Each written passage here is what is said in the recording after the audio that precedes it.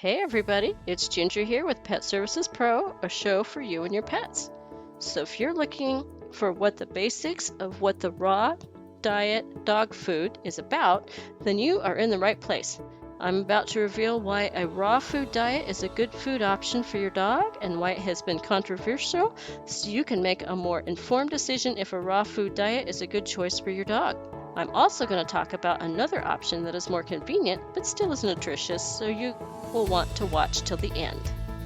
I understand that pet food can be very confusing with so many kinds and brands and qualities out there, but don't worry because today I'm going to share with you the raw food diets for dogs, the basics. So let's jump into it. The raw food diet has been controversial for a while now, when really it was the original diet for dogs for centuries.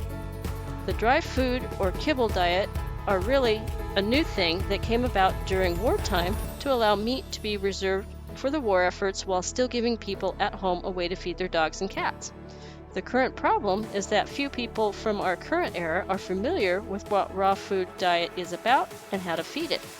There have been fears of contamination, it's not safe for animals or humans, it's expensive, and other such things that have kept it from becoming the main diet choice that it once was.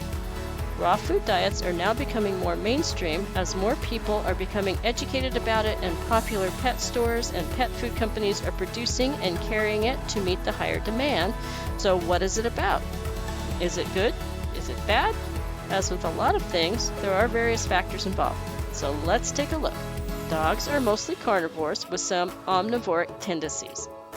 This means the natural dog and wolf are mostly meat eaters who hunt small game, who also forage, and who don't turn down meat that has been dead for a while, meaning they eat carrion too, and who eat fruits and vegetables and other plant matter. The dog's digestive tract is short, so he can digest meat and bone quickly and move it through. Their stomachs are very acidic, ranging from around 2.5 pH, which allows them to digest raw bone and bad pathogens without getting sick. Their jaws and teeth are strong and their teeth are sharp, which enables them to kill and pull chunks of meat off the bone, then only chew slightly before swallowing. They are not designed to chew their food for a long time like humans, and this is noted because they do not have flat teeth designed to grind food before swallowing.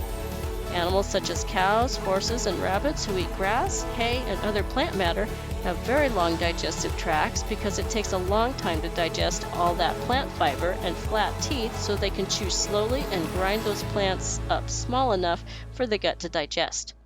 They have large amounts of bacteria in their intestine, and they break down all that fiber so the body can utilize the nutrients.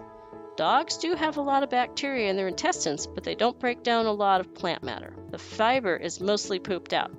Because their digestive tract is so acidic, bones can be broken down and the calcium can be absorbed. Dogs are meant to get their carbs from fat and meat and do not have enzymes that allow them to process sugars very well. So, giving them foods with grains for fillers do not have much nutritional value since they don't digest most of it. They get their protein from meat and their antioxidants from the plant material they forage for.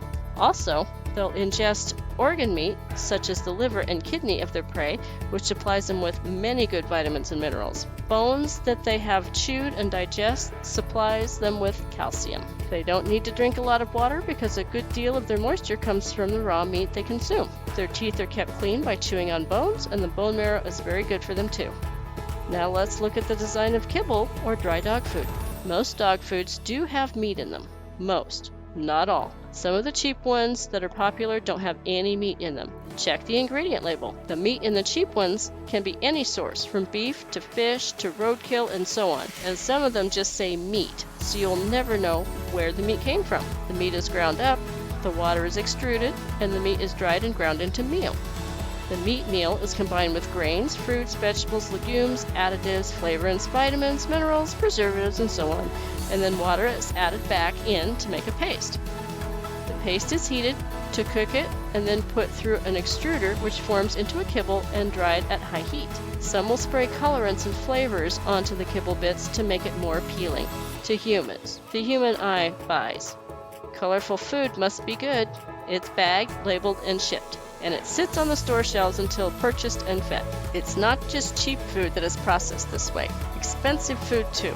What's different is the ingredients they use. very expensive kibble will have high-quality, non-GMO'd, organic-specific meat sources, limited specific fruits and vegetables, chelated minerals, vitamins, no preservatives, probiotics, and so forth, but they are still processed the same way, ground up and processed under high heat, which reduces the nutritive value of the food. But still, dogs live on it. They eat it, they digest it, poop it out, we clean it up, and then they do it all over again. But we are seeing much more immune-compromised pets now than ever before.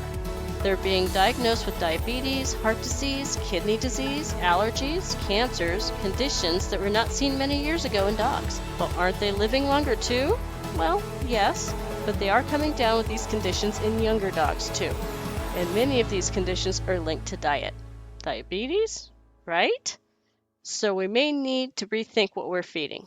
What about the dangers of a raw food diet? How can those be avoided? Pathogens are more harmful to humans than they are to the dog. A healthy dog has the ability to overcome them with their strong acidic stomachs, but we still don't want them to eat them too if we can avoid it. So, when preparing them, use common sense such as disinfecting the food prep area, wash your hands, toss out any uneaten food, and wash the bowl and surrounding area. Keep raw foods frozen. Switching over to a raw diet can cause intestinal upset due to the gut not being used to it, or the dog is unhealthy enough to handle it at all at once.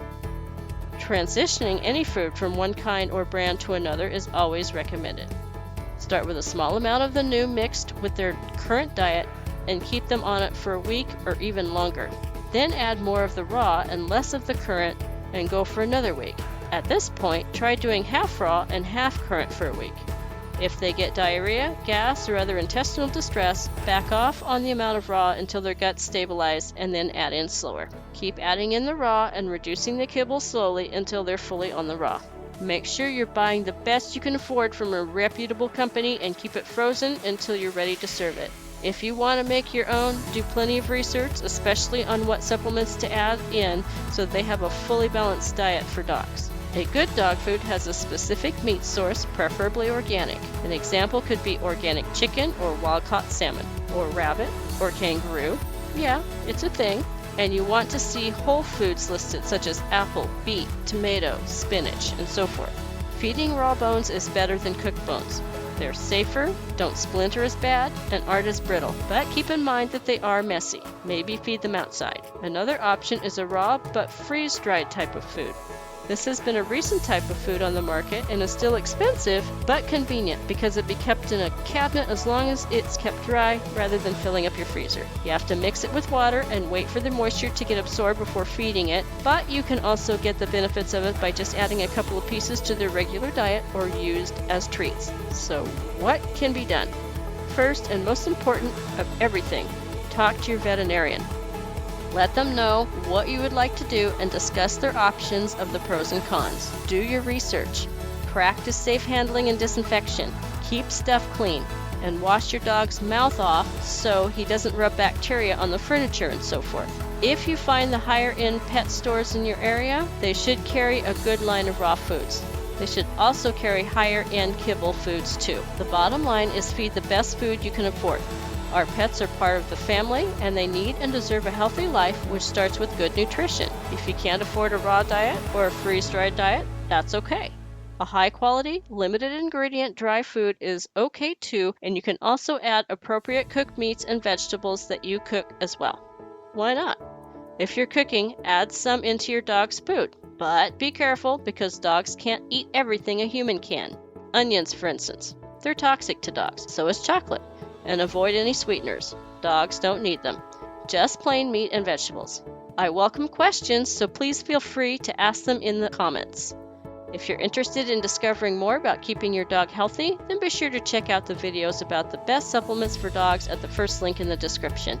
Subscribe and turn on notifications so you don't miss more videos helping you give your pets the best nutrition ever and more. And I will see you in the next video. Thanks for watching.